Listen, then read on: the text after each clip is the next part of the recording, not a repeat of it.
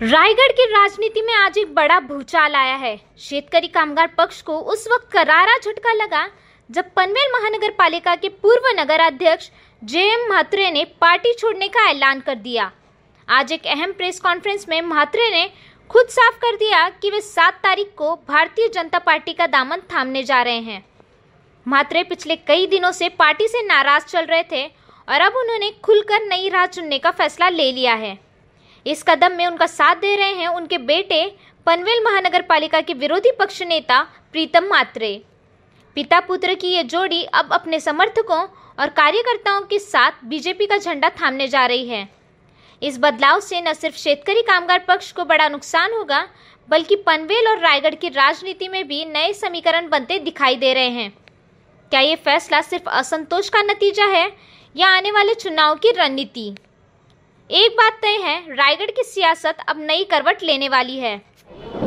प्रथम मी अपना सर्व पत्रकार बंधू आणि भगिनींचं स्वागत करतो आणि आज ही पत्रकार परिषद बोलवण्याचं कारण एवढंच आहे की मी आज आमच्या कार्यकर्त्यांची सकाळी पक्ष कार्यालयात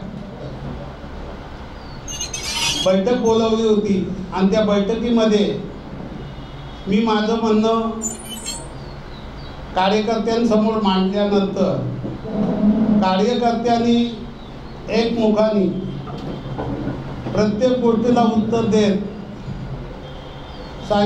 2-3 लोकांचा सुद्धा त्याच्यात आलं शेवटी कुठल्या पक्षात जायचं काय, तर त्याच्यामध्ये त्यांचा सुद्धा मी प्रत्येकाचा किंवा आमच्या बाजूच्या कार्यकर्त्यांनी त्याचा समाधान केलं का आपण कुठं जायचं। पण जवळजवळ बहुसंख्य म्हणजे 99% लोकांच्या याच्यामध्ये आपण जायचा तर बीजेपीमध्ये जाऊया असा प्रत्येकाचा म्हणणं होत गेला आणि त्याप्रमाणे मी सुद्धा ते मान्य केलं का कार्यकर्त्यांचा फार महत्त्वाचा वाटा असतो। एकटा नेता कोण कुठल्या याच्यात जाऊन चालत नसतो, त्या पद्धतीने त्यांनी सर्वांनी एकमुखाने चर्चेला पूर्ण विराम दिला आणि बीजेपीमध्ये आपण जाऊया। JM म्हात्रे यांना मानणारी मंडळी जी आहेत त्या मंडळींनी मला आजच्या दिवशी बीजेपीमध्ये जाण्याचा सल्ला बोलला तरी चालेल, शेवटी तो सल्ला सुद्धा असू शकते, त्यांचा विचार सुद्धा महत्त्वाचा असतो। परंतु मी बीजेपीमध्ये जाण्याचा एक आपल्याला सांगतो, गेल्या 29 तारखेला मी एक बैठक घेतली होती आपली पार्टीची 3 तालुक्याच्या। त्या तालुक्यामध्ये सर्व कार्यकर्त्यांना मी सांगितल्यानंतर का आजपासून मी महाविकास आघाडीतून बाहेर पडतो, त्यावेळी त्या कार्यकर्त्यांनी मला तसं काय एकदम नाही, प्रत्येकाची भावनिकी असतो, मला 2 तास माझ्याशी चर्चा केली, सर्व काय होते। पण ही मीटिंग संपल्यानंतर मला रामशेट्टी फोन केला, अरे JM तू महाविकास आघाडीतून बाहेर पडलास, मग यायचं आला तर आपल्या बीजेपीमध्ये या। मी सांगितलं रामशेट्टीला मला कार्यकर्त्यांची चर्चा करावी लागेल का माझा तो एकट्याचा निर्णय असू शकत नाही, आणि त्याप्रमाणे मी चर्चा केली कार्यकर्त्यांशी आणि आज तो दुपारी 1 वाजता त्याच्यावर पडदा पडला आणि आजपासून मी बीजेपीमध्ये जातो असं आपणा सर्वांसमोर जाहीर करतो। माझे सर्व कार्यकर्ते बीजेपीच्या सोबत आहेत। आता या अशा परिस्थितीत तो पक्ष प्रवेश कुठं करायचा ती जागा रामशेट्टी विचारलं मला, आपण हे कुठं घ्यायचा पक्ष प्रवेश, तर मी सांगितलं तुम्ही मला जी सांगाल ती जागा सांगाल ती तारीख, आणि त्या पद्धतीने त्यांनी सांगितलं 7 तारखेला भगत साहेबांची पुण्यतिथी आहे आणि ते माझ्याच गावातले आहेत, माझे तसे पुरुष म्हणजे भगत साहेब, तात्या, दिबा पाटील, विवेक पाटील असतील, ही सर्व नेते मंडळी पुरुष आहेत आणि एका आमच्या नेत्याच्या पुण्यतिथीच्या दिवशी पक्ष प्रवेश करण्याचा म्हणजे पहिल्यांदाच दुसरा एक पक्ष शेका पक्ष सोडून पहिल्यांदाच बीजेपीमध्ये जात असताना आणि भगत साहेबांसारखा निष्ठावंत आणि चांगला काम करणाऱ्याचं आम्हाला जे गुण धडे घडवले त्यांच्यासारख्या पुण्यतिथीच्या दिवशी माझा पक्ष प्रवेश होतो याच्यापेक्षा मोठा आणखी आनंद कुठलाच नाही. पक्ष हा प्रत्येक ठिकाणी आहेच, मग कोणी कुठल्या पक्षात जावं काय करावं त्या पद्धतीने ते होत असतो.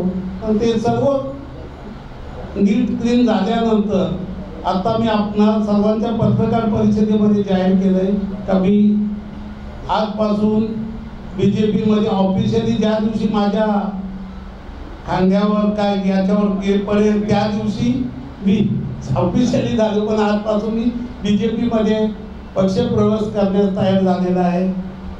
जय हिंद, जय महाराष्ट्र. आपल्याबरोबर अजून किती जणांना पक्षप्रवेश केला? आपल्याबरोबर अजून किती जणांना पक्षप्रवेश केला? माझ्याबरोबर आपण जर बघितलं तर पनवेल महानगरपालिकेचे बरेचसे नगरसेवक आहेत, आजी माजी बरेचसे सदस्य आहेत, जिल्हा परिषदचे काही सदस्य आहेत, पंचायत समितीचे आहेत, काही ग्रामपंचायतीचे सरपंच आहेत, सदस्य आहेत, अशी बरीचशी मंडळी आहे आणि विविध जुने नेते मंडळी सुद्धा माझ्यासोबत आहे, जे आयुष्यभर आमच्या सोबत राहिले अशी मंडळी सुद्धा सोबत आहे माझ्या. दादा प्रीतम दादा हे आता सक्रिय राजकारण समाजकारक आहे. आपण भाजपमध्ये जात असताना याच्या काही वाटाघाटी झाल्या का? दादांची वर्णी कशाबद्दल भविष्यात लागते? वर्णी बघा, काम करेल त्याची वर्णी लागत असते, त्याच्यामध्ये वाटाघाटी करायचा प्रश्न येत नाही. जे काय असेल त्या तिथं जाऊ त्यांच्या प्रोटोकॉल प्रमाणे आम्हाला काम करावं लागेल. जसा आमचा प्रोटोकॉल होता शेका पक्षाचा तशा पद्धतीने जे प्रोटोकॉल असेल BJPचं त्याप्रमाणे आम्ही काम करणार, त्याप्रमाणे आम्हाला काम करावं लागेल. इथं निष्ठेने काम केलं तिथं सुद्धा निष्ठेनेच काम करणार.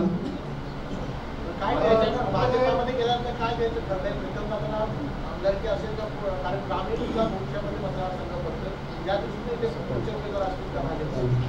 बघा, अशा पद्धतीचा जो आहे ना, आज काही ठरलेला नाही आणि फक्त जे काय आता पनवेल उरण मध्ये जी विकासाची हे चालले, आता इथले दोन्ही आमदार आहेत, लोकांच्या करता मला कार्यकर्त्यांच्या करता मला पक्षातून पक्ष प्रवास करावा लागतो.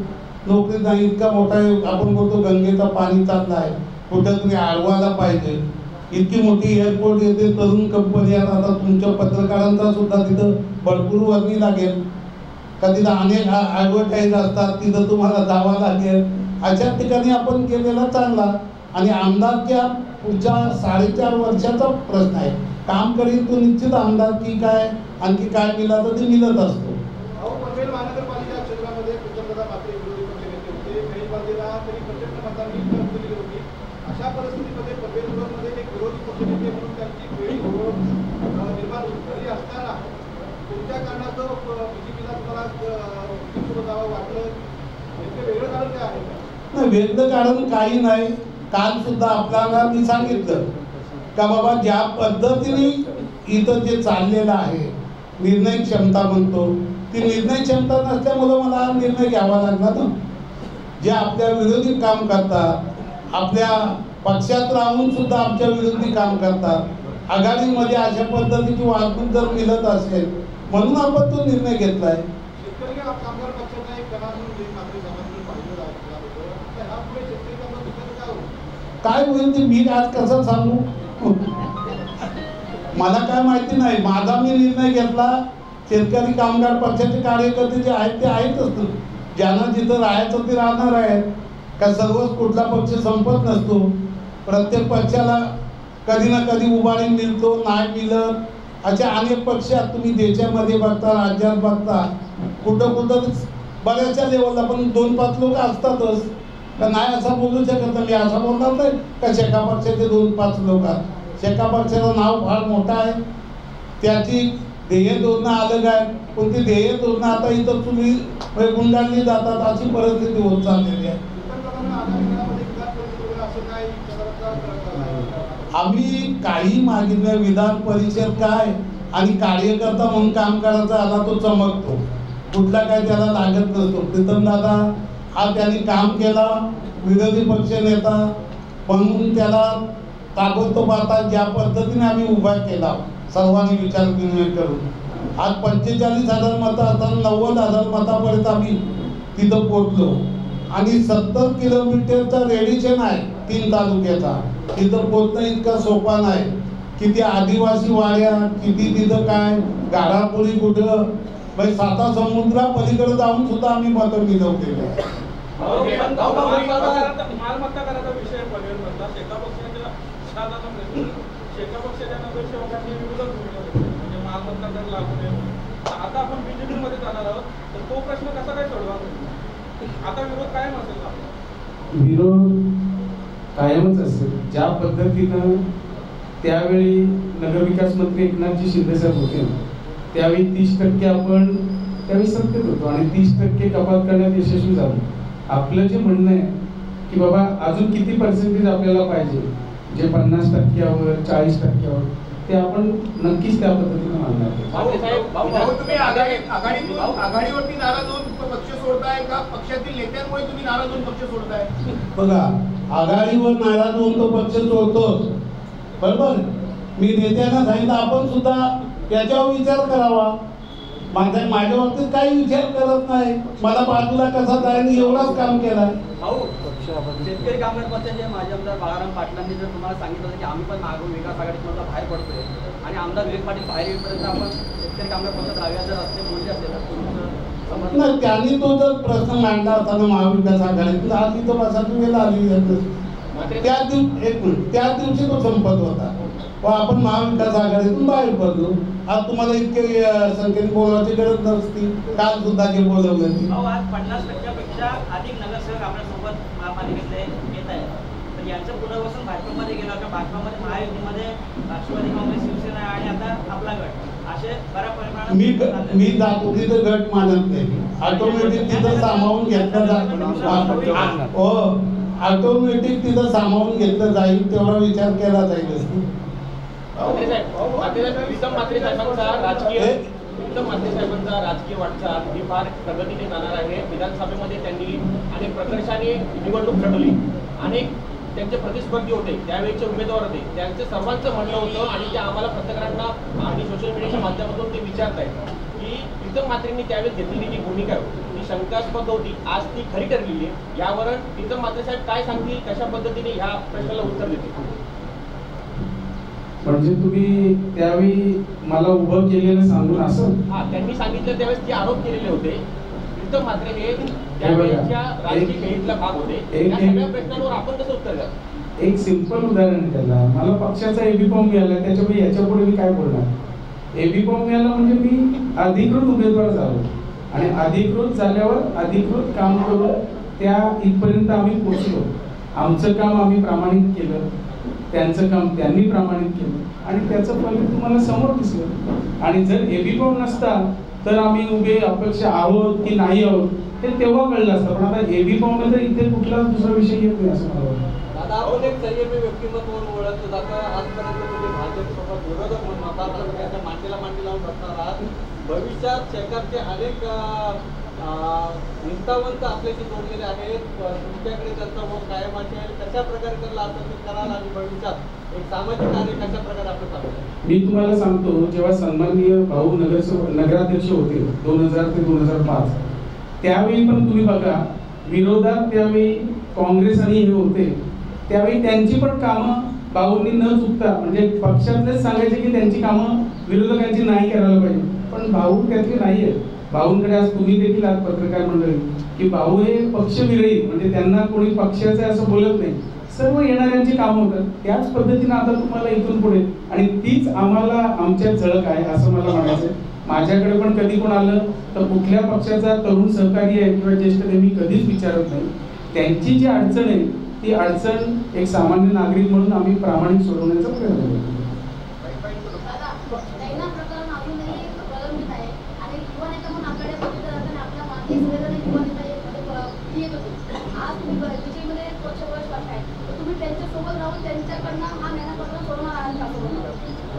ते तुम्हाला एक क्लिअर सांगतो, भूमिका जी आहे ती राहणारच. हे तुम्ही आता प्रश्न जसं मी टॅक्स संदर्भात सांगितलं ज्या भूमिका आहेत किंवा भाऊ ज्या आता वरच्या प्रक्रियेत भाऊ एंट्री करणार, म्हणजे जसे रामशेठ बसतात त्यांच्या इथे भाऊ जाऊन बसून ते लोक ठरवतील. आणि आता तुम्ही गेल्या 1.5 महिन्यापूर्वी जे गव्हाणला तोडक कारवाई झाली त्याच्यात मी आणि स्वतः रामशेठ ठाकूर साहेब सुद्धा होते, ते तुम्ही स्वतः बघितले, पत्रकार बंधू होते. त्याच्यामुळे ही तोडक कारवाई किंवा अन्याय होताना नागरिकांवर ही मंडळी कधीच बघत नाही. हे तर तुम्ही आता 1.5 महिन्यापूर्वी बघितले तेव्हा तरी चर्चा पण नव्हती. त्याच्यामुळे तुमच्या समोरच त्याचं उदाहरण आहे. साहेबांचे पुढचे प्रश्न कुठले असतील नागरिकांच्या दृष्टीने जे फार महत्वपूर्ण आहे? जे प्रश्न नागरिकांना भेडसावतील, अडचणीचे असतील ते प्रीतम म्हात्रेचे प्रश्न असतील. आणि आता तुम्ही बघितलं की हे पाण्याचा प्रश्न आहे, टॅक्स आहे, नंतर तुम्हाला सांगतो असे बरेच आहेत. ह्या प्रश्नांपाठी तुम्हाला म्हणजे सांगायची गरज देखील लागणार नाही. आणि आम्ही शेवटी चळवळीतून घडलेली माणसं आहोत. आम्ही तरुण कार्यकर्ते देखील या सगळ्यांकडे बघूनच आम्ही काम करण्याची आमची जी क्षमता झालेली त्याच्यामुळे झालेली. त्याच्यामुळे ते कधी आम्ही त्याच्यापासून दूर जाणार नाही. साहेबांनी आपल्याशी याच्यावर काही चर्चा केली का साहेब? कशावर? या सर्व भूमिका आपण पार पडताना उलट ही चर्चाच तिथून सन्माननीय जयंत पाटील साहेब यांची सीट जेव्हा विधान परिषदेची जेव्हा शिवसेनेचे उमेदवार देऊन जी बिनविरोध होणारी निवडणूक आहे ती जिथे निवडणूक लागली तिथेच तो विषय आलाय. हे मला वाटतं सन्माननीय जयंत पाटील साहेबांनी देखील सांगितलं असेल. त्यावेळी तर कुठलं इलेक्शन पण नव्हतं, चर्चा पण नव्हती, काहीच नव्हतं. त्याच्यामुळे तिथूनच ही उतरती काळायला लागलेली आहे. आणि मग तिथून मग नंतर शेतकरी कामगार पक्षाचे उमेदवार होते, त्यांच्या अगेन्स्ट फॉर्म भरणं. मग जिथे आता मला सांगितलं की आता बघितलं कोणीतरी मुलाखत दिली की जयंत म्हात्रेंनीच म्हणजे यांनीच फॉर्म उरणला भरून असं केलं, असं नाहीये. मग एबी फॉर्म नसताना हा अपक्ष असतो तर मग बोलायला तुम्हाला होतं की बाबा अपक्ष भरलाय त्याच्यात. हे तर एबी फॉर्मवर भरलेले आहेत. आणि जिथल्या सीट सोडल्या तुम्हाला सांगतो, मला वाटतं काँग्रेसचे सुदाम पाटील बोललेत काल. आता तुम्हाला सांगतो की ही जर असं बोलत असतील तर मला त्यांना देखील एक प्रश्न आहे की 2017ला खारघरमध्ये जेव्हा अजित अडसुळेंची सीट उभी होती त्यावेळी देखील महाविकास आघाडीत होतो आणि त्यांनी त्यावेळी काँग्रेसची सीट उभी केली होती. त्यांनी 250च्या आसपास मतं मिळवली होती आणि अजित अडसुळेंची सीट फक्त 5 मतांनी गेली होती. मग आम्ही तेव्हा कुठे पत्रकार परिषद घेऊन बोललो का की असं कुठे कुठे आता मैत्रीपूर्वक लढत होते, सगळीकडेच होतं. हे काय इथेच होतं किंवा असं नाहीये. परंतु त्याच्यात पण ज्या सीट सुटल्या त्या सीट मागे तरी महाविकास आघाडीचा धर्म पाळलाय का, तर तो नाही उत्तर आहे. त्याच्यामुळेच दादा पनवेलकरांचा विश्वास कसा जिंकणार? एक सक्षम विरोधी पक्ष नेता म्हणून आपल्याकडे पनवेलकर पाहताय. पनवेलकरांचा विश्वास आता कसा जिंकणार आपण? पनवेलकरांना काय सांगणार? मी तुम्हाला एकच सांगतो, पनवेलकरांचा, उरणकरांचा, खालापूरकरांचा हे विश्वास जिंकायला ही लोक आता काय म्हणजे असं नाहीये की प्रीतम म्हात्रे आला म्हणून इथे काम करणाऱ्याला प्राधान्य मिळतं. आणि आम्ही तेच मगाशी सांगितलं, चळवळीत घेऊ काम करणं हे काय आमच्या हातून सुटणार नाहीये. आम्हाला काय मग कुठलं काम करताना पक्षाचा लेवल असं पण नाहीये. पण ते आता ऑटोमॅटिक आता ह्या वजनात आम्ही चाललोय, त्या वजनाने काम देखील होईल. हे देखील साधी गोष्ट आहे. हे बघा, आपण जो प्रश्न विचारला आहे, मी पक्ष प्रवेशाला जात असताना माझ्यासोबत पनवेल, उरण आणि खालापूरचे विशेषतः महानगरपालिका, नगरपालिका याचे जे सध्या असलेले नगरसेवक ते तुम्हाला दिसतीलच. त्याच्यासोबत जिल्हा परिषद सदस्यसुद्धा आपल्यासोबत दिसतील, माझ्यासोबत दिसतील, पंचायत समितीचे सदस्य दिसतील, सरपंच दिसतील, अनेक ग्रामपंचायत सदस्य दिसतील, विविध संस्थांचे पदाधिकारी अध्यक्षसुद्धा आपल्याला दिसतील. आणि माझ्यासोबत जे असतील ज्येष्ठ श्रेष्ठ मंडळी ती सुद्धा त्या दिवशी आपल्याला पक्षप्रवेशाच्या वेळी दिसतील. पक्षप्रवेशाला कोण येणार आहे, कुठे येणार आहे साधारणपणे ते आज मी तुम्हाला सांगू शकत नाही. ते रामशेठ ज्या दिवशी आम्हाला हे करतील संध्याकाळी कळवणार आहेत का कोण येतील किंवा काय कसं आहे, त्यावेळी हे करतील. आकड्यांमध्ये सांगायचं झालं तर किती पदाधिकारी किती? मी आज तुम्हाला आकड्यात मी सांगू शकत नाही. तुम्हाला ते दिसणार आहे त्या दिवशी आम्ही तुम्हाला तो कागदच देऊ समोर सर्व मंडळीला किती आकडे. काय भावना व्यक्त करा? आज शेकापला सोडून भाजपमध्ये आपण जाण्याचा निर्णय घेतला आहे, काय भावना व्यक्त करतात? जनतेला काय असू शकतो? कोणाला? जनतेला. बघा, एक गोष्ट आपल्याला सांगतो, निश्चित दुःख होतो सर्व मंडळीला सोडून जाताना, पण हे जात असताना सत्तेच्या प्रवाहामागं जाण्याचा हेतू एकच आहे का जनतेची कामं होणं फार गरजेचं आहे. का शेवटी जनता मोठी आहे. जयंत म्हात्रे एकट्या काय मोठा नाही, त्याच्या स्वार्थाकरता जात नाही, पण जनतेच्या प्रश्नांकरता आम्हाला हा पक्ष प्रवेश करावा लागतो. पक्षातली अपमानकारक वागणुकीबाबत काल आपण खंत व्यक्त केली, त्यानंतर शेकापच्या नेतृत्वाकडून किंवा पक्ष आपला संपर्क केला का, आपली मंडळी करण्याचा प्रयत्न केला का? हे बघा, मला खरोखर मी 29 तारखेला ज्या दिवशी याच्यातून बाहेर पडलो आपल्या महाविकास आघाडीतून, त्याच्यानंतर माझी मनबदली करण्याकरता फक्त एवढंच सांगत होते की आपण मंडळी थांबावा, आणखी आपण विचार करू. पण त्याच याच्यामध्ये 2-2.5 तास मीटिंग चालल्यानंतर लोकांनी जे जे प्रश्न विचारले ते मी त्यांना त्याचं उत्तर दिल्यानंतर ते सुद्धा भावुक झाले की माझ्यावर काहीतरी अन्याय होतो. त्या पद्धतीने मी त्या दिवशी जाहीर केलं का मी महाविकास आघाडीतून बाहेर पडतो. आणि मला दुःख हेच होतो का मी 47 वर्ष शेका पक्षाने मला भरपूर मान सन्मान दिला. पनवेल या नगरपालिकेचा डायरेक्ट नगराध्यक्ष 74 साली पाटील साहेब झाले होते, त्याच्यात दिबा पाटील. त्याच्यानंतर मी 2000 साली झालो. एवढा मोठा मला मान दिला होता. सिडकोचा डायरेक्टरसुद्धा त्याचवेळी मला दिला होता. पक्षाने मला भरपूर दिला आहे, जनतेने भरभरून प्रेम दिला आहे. याच्यापेक्षा ते जाताना दुःख होतं, पण शेवटी कुठंतरी जसं आता विचारलं मला आपल्या पत्रकारांनी का तुमचा मान सन्मान जो झाला नाही, अपमान झाला. अपमानाचा विषय असा आहे का आम्ही सध्या ज्या पार्टी ऑफिसमध्ये बसत होतो ती बिल्डिंग डेव्हलपमेंटला गेल्यानंतर त्या बिल्डिंगचा काम पूर्ण झाला. मग त्याचा आपण 30 तारखेला हे ठेवला होता उद्घाटन नवीन ऑफिसचा. त्यावेळी मला कोणीही सकाळी फोन केला नाही नेहमीच्या पद्धतीप्रमाणे. पण मी जसा जाहीर केला 29 तारखेला का मी महाविकास आघाडीतून बाहेर पडतो, आमच्या नेते मंडळींनी सांगितलं का आम्ही महाविकास आघाडीसोबत आहोत. आणि दुसऱ्या दिवशी ऑफिसचा उद्घाटन होता, त्या ऑफिसमध्ये मला बोलवलासुद्धा नाही. तरी पण मी माझा प्रेम म्हणून दुपारी 1:30 वाजता ऑफिसला गेलो. मी तिथं गणेशाच्या पूजनाला नमन केलं आणि मी तसाच बाहेर आलो. भाऊ, एक हिंदी में सवाल है कि भारतीय जनता पार्टी में जाने की आपकी इच्छा है या कोई मजबूरी? मेरा मजबूरी कोई नहीं, इच्छा है जनते का काम होने के लिए, कोई मजबूरी नाही. भाऊ, जो पक्षांतराचा विषय आला समोर तेव्हा आपल्याला शिंदे गटाचाही पर्याय होता किंवा एकनाथ अजितदादांच्या गटाचा राष्ट्रवादीचाही पर्याय होता. भाजपच का, भाजपच्या वाटेवर का जावं? एकंदरीत इथली परिस्थिती बघितली, पनवेल उरणचे दोन्ही आमदार भाजपचे आहेत आणि शिंदे साहेबांचं सुद्धा आम्हाला बोलवत होते. अजितदादांचं सुद्धा, तटकरे साहेबसुद्धा यांचीसुद्धा बोलवण्याचं होतं. पण इथं एकमेव असं आहे का हे दोन पक्षांचे दोन्ही आमदार, BJPचे दोन्ही आमदार उरण पनवेलला असल्यामुळे शेवटी आम्हाला निर्णय घ्यावा लागला. का शेवटी जनतेची कामं सत्तेमधूनच होतात, ते सुद्धा सत्तेत आहेत. पण इथं मला शेवटी कुठे गेलो तरी इथून मला BJP सोबत गेल्याशिवाय पर्याय नव्हता. Bureau report, FS news network, Panvel.